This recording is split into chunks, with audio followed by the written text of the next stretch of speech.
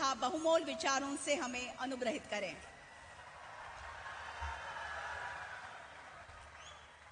मुंबई आणि मुंबई उपनगरातून मोठ्या संख्येने उपस्थित सर्वांना माझा नमस्कार। आज का दिन मुंबई और महाराष्ट्र के साथ ही विकसित भारत के संकल्प के लिए बहुत बड़ा, बहुत ऐतिहासिक है। आज विकास का ये उत्सव भले ही मुंबई में हो रहा है, लेकिन इस पर पूरे देश की नजर है। आज दुनिया के सबसे बड़े सी ब्रिज में से एक ये विशाल अटल सेतु देश को मिला है। ये हमारे उस संकल्प का भी प्रमाण है कि भारत के विकास के लिए हम समंदर से भी टकरा सकते हैं, लहरों को भी चीर सकते हैं। आज का ये कार्यक्रम संकल्प से सिद्धि का भी प्रमाण है। मैं 24 दिसंबर 2016 का दिन नहीं भूल सकता, जब मैं Mumbai trans harbour link Atal Setu के शिलान्यास के लिए यहां आया था।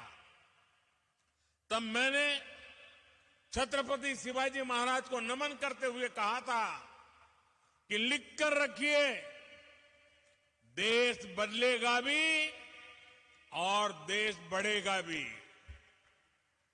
जिस व्यवस्था में सालों साल काम लटकाने की आदत पड़ गई थी, उससे देशवासियों को कोई उम्मीद बची नहीं थी। लोग सोचते थे कि उनके जीते जी बड़े प्रोजेक्ट पूरे हो जाएं, ये मुश्किल ही है। और इसलिए मैंने कहा था, लिख कर रखिए, देश बदलेगा और जरूर बदलेगा। ये तब मोदी की गारंटी थी। और आज मैं छत्रपति शिवाजी महाराज को फिर नमन करते हुए, मुम्बरा देवी को नमन करते हुए, सिद्धि विनायक जी को प्रणाम करते हुए ये अटल सेतु मुंबईकरों को, देश के लोगों को समर्पित कर रहा हूं। कोरोना के महासंकट के बावजूद मुंबई ट्रांस हार्बर लिंक का काम बहुत पूरा होना बहुत बड़ी उपलब्धि है। हमारे लिए शिलान्यास, भूमि पूजन, उद्घाटन और लोकार्पण सिर्फ एक दिन का कार्यक्रम भर नहीं होता। नहीं, ये मीडिया में आने के लिए और जनता को रिझाने के लिए होता है। हमारे लिए हर प्रोजेक्ट भारत के नवनिर्माण का माध्यम है। जैसे एक एक ईंट से बुलंद इमारत बनती है, वैसे ही ऐसे हर प्रोजेक्ट से भव्य भारत की इमारत बन रही है। साथियों, आज यहां देश के मुंबई और महाराष्ट्र के विकास से जुड़े हुए 33,000 करोड़ रुपए के प्रोजेक्ट का शिलान्यास और लोकार्पण हुआ है। ये प्रोजेक्ट रोड, रेल, मेट्रो, पानी जैसी सुविधाओं से जुड़े हुए हैं। आज व्यापार जगत को मजबूती देने वाली आधुनिक भारत रत्न और नेक्स्ट वन बिल्डिंग भी मुंबई के लिए को मिली है। इसमें से अधिकतर प्रोजेक्ट तब शुरू हुए थे जब महाराष्ट्र में पहली बार डबल इंजन की सरकार बनी थी। इसलिए महाराष्ट्र में देवेंद्र जी से लेकर के अब एकनाथ शिंदे जी, अजीत पवार जी तक पूरी टीम के प्रयासों का परिणाम है। मैं उन सबको बधाई देता हूं। मैं आज महाराष्ट्र की बहनों को भी बधाई दूंगा। इतनी बड़ी तादाद में महिलाओं का आना, इन माताओं बहनों का हमें आशीर्वाद देना, इससे बड़ा सौभाग्य क्या होता है। देश की माताओं बहनों बेटियों के सशक्तिकरण की जो गारंटी और जो गारंटी मोदी ने दी है ना, उसको महाराष्ट्र सरकार भी आगे बढ़ा रही है। मुख्यमंत्री महिला सक्षमीकरण अभियान, नारी शक्ति दूत एप्लीकेशन और लेख लाड़की योजना, ऐसा ही एक उत्तम प्रयास है। आज यहां इस आयोजन में हमें आशीर्वाद देने के लिए इतनी बड़ी संख्या में हमारी माताएं, बहनें और बेटियां आई हुई है। विकसित भारत के निर्माण के लिए भारत की नारी शक्ति का आगे आना, नेतृत्व करना उतना ही आवश्यक है। हमारी सरकार का निरंतर प्रयास है कि माताओं, बहनों, बेटियों के रास्ते में आने वाली हर रुकावट को दूर करें, उनकी जिंदगी आसान बनाएं। उज्ज्वला का गैस सिलेंडर हो, आयुष्मान योजना के तहत 5 लाख रुपए के मुफ्त इलाज की सुविधा हो, जनधन बैंक खाते हो, पीएम आवास के पक्के घर हो, घरों की रजिस्ट्री महिलाओं के नाम हो, गर्भवती महिलाओं के बैंक खाते में 6,000 रुपया भेजना हो, नौकरी करने वाली महिलाओं को वेतन के साथ 26 हफ्ते की छुट्टी देना हो, सुकन्या समृद्धि खातों के माध्यम से ज्यादा ब्याज देना हो। हमारी सरकार ने महिलाओं के हर चिंता का ध्यान रखा है। डबल इंजन की सरकार किसी भी राज्य में हो, महिला कल्याण उसकी सबसे प्रथम प्रमुख हमारी गारंटी है। आज जो योजनाएं शुरू हो रही है वो भी इसी दिशा में बड़ा कदम है। मेरे परिवारजनों, बीते कई दिनों से देश में Mumbai trans harbour link Atal Setu की चर्चा हो रही है। आज जो कोई अटल सेतु को देख रहा है तो इसकी तस्वीरें देख रहा है, वो गौरव से भर उठता है। कोई इसकी विशालता से, समुद्र के बीच उसकी अड़ी छवि से मंत्रमुग्ध है, कोई इसकी इंजीनियरिंग से प्रभावित है। जैसे इसमें जितनी वायर लगी है उससे पूरी पृथ्वी के 2 बार चक्कर लग सकते हैं। इस प्रोजेक्ट में जितना लोहा, स्टील इस्तेमाल किया है उससे हावड़ा ब्रिज 4 हावड़ा ब्रिज और 6 स्टैच्यू ऑफ लिबर्टी का निर्माण हो सकता है। कोई इस बात से खुश है कि अब मुंबई और रायगढ़ की दूरी और सिमट गई है। जिस यात्रा में पहले कई घंटे लगते थे, अब वही यात्रा कुछ मिनटों में ही हो जाया करेगी।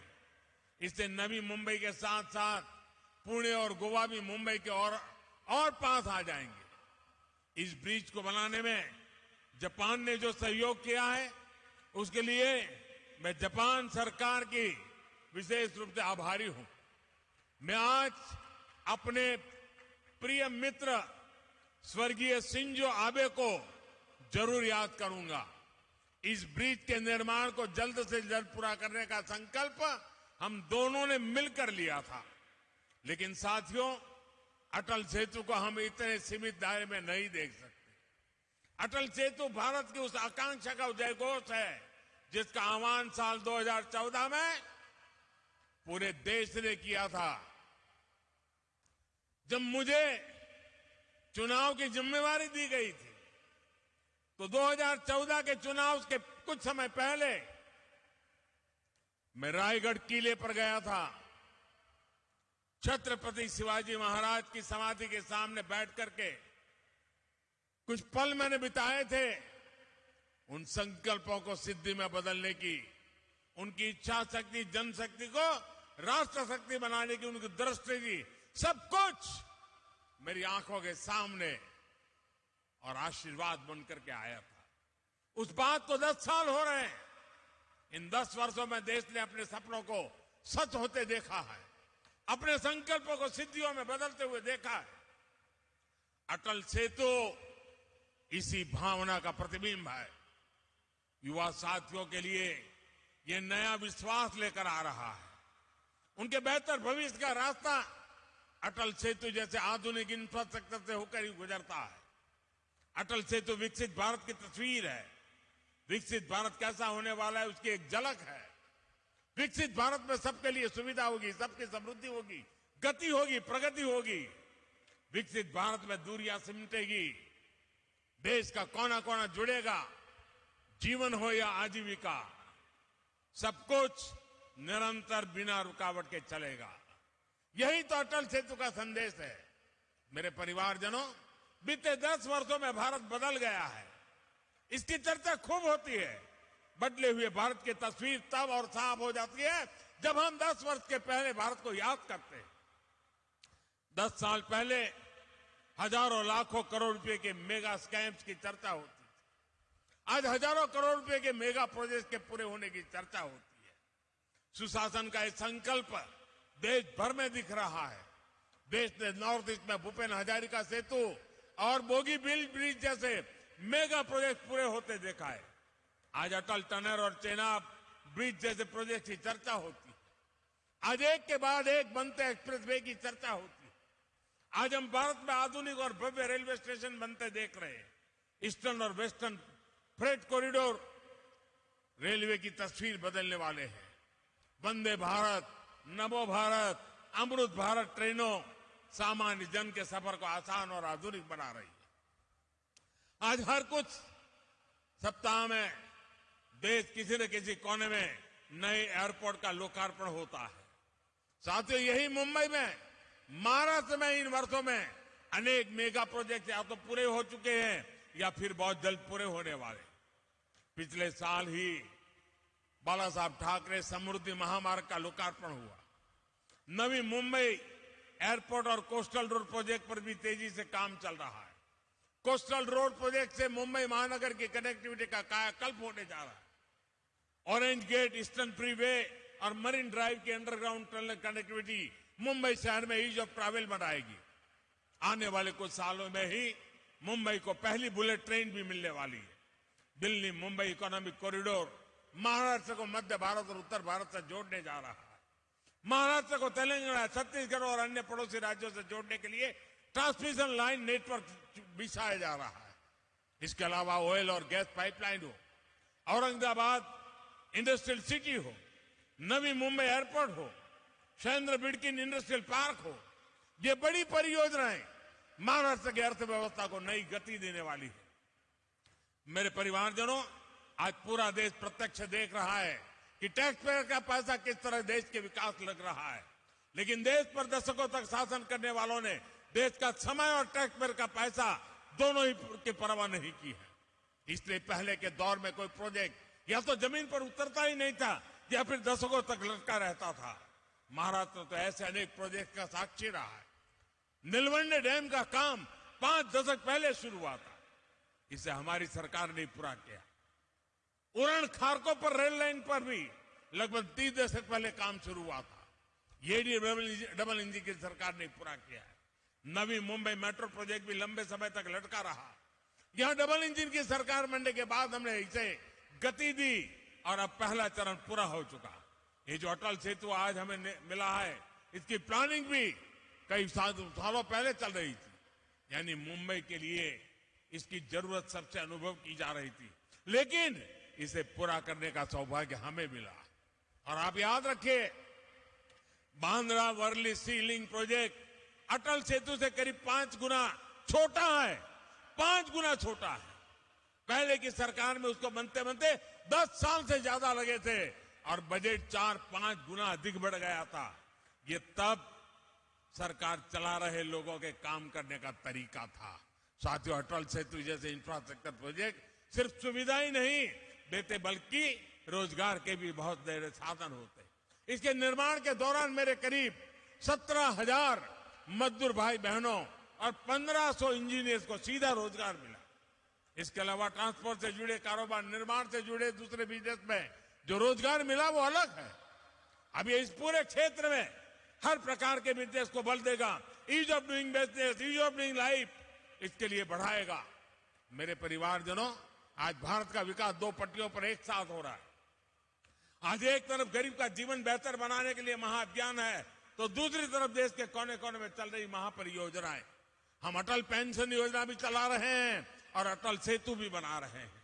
हम आयुष्मान भारत योजना भी चला रहे हैं और वंदे भारत, अमृत भारत ट्रेन भी बना रहे हैं। हम पीएम किसान सम्मान निधि भी दे रहे हैं और पीएम गति शक्ति भी बना रहे हैं। आज का भारत ये सब कुछ एक साथ कैसे कर पा रहा है? इसका जवाब है नियत और निष्ठा। हमारी सरकार की नियत साफ है। आज सरकार की निष्ठा सिर्फ और सिर्फ देश के प्रति और देशवासियों के प्रति है। और जैसी नियत होती है, जैसी निष्ठा होती है, वैसे ही नीति भी होती है और जैसी नीति होती है वैसी रीति भी होती है। जिन्होंने लंबे समय तक देश पर शासन किया, उनकी नीयत और निष्ठा दोनों सवाल के घेरे में रही। उनकी नीयत सिर्फ सत्ता हासिल करने की रही, वोट बैंक बनाने की रही, अपनी तिजोरियां भरने की रही। उनकी निष्ठा देशवासियों के प्रति नहीं, बल्कि सिर्फ और सिर्फ अपने परिवारों को आगे बढ़ाने तक ही सीमित रही। इसलिए वो न विकसित भारत के बारे में सोच सके, न आधुनिक इंफ्रास्ट्रक्चर को लक्ष्य बना सके। इससे देश का कितना नुकसान होता है ये जानना भी जरूरी है। मैं आपको एक आंकड़ा देता हूं। 2014 से पहले के 10 सालों में इंफ्रास्ट्रक्चर के लिए सिर्फ 12 लाख करोड़ रुपए बजट दिया गया था, जबकि हमारी सरकार ने 10 वर्षों में हमने 44 लाख रुपए का बजट इंफ्रास्ट्रक्चर के लिए दिया है। तभी तो आज देश में इतने बड़े बड़े प्रोजेक्ट चल रहे हैं। महाराष्ट्र में ही केंद्र सरकार करीब 8 लाख करोड़ रुपए के इंफ्रास्ट्रक्चर प्रोजेक्ट या तो पूरा कर चुकी है या उन पर काम चल रहा है। यह राशि हर सेक्टर में रोजगार के नए अवसरों को बढ़ा रही है। साथियों, हम आज देश के हर परिवार को बुनियादी सुविधाओं के सैचुरेशन यानी 100% कवरेज का मिशन लेकर चल रहे हैं। विकसित भारत संकल्प यात्रा के तहत आज मोदी की गारंटी वाली गाड़ी देश के कोने कोने में पहुंच रही है। मोदी की गारंटी वहां से शुरू होती है जहां दूसरों से उम्मीदें खत्म हो जाती हैं। हमारी बहनों बेटियों ने तो ये सबसे अधिक अनुभव किया है। गांव या शहर, साफ सफाई से लेकर पढ़ाई, दवाई और कमाई, हर योजना सबसे अधिक लाभ हमारी माताओं बहनों को हुआ है। पीएम जन औषधि केंद्रों पर 80% डिस्काउंट के साथ दवाई दी जा रही है।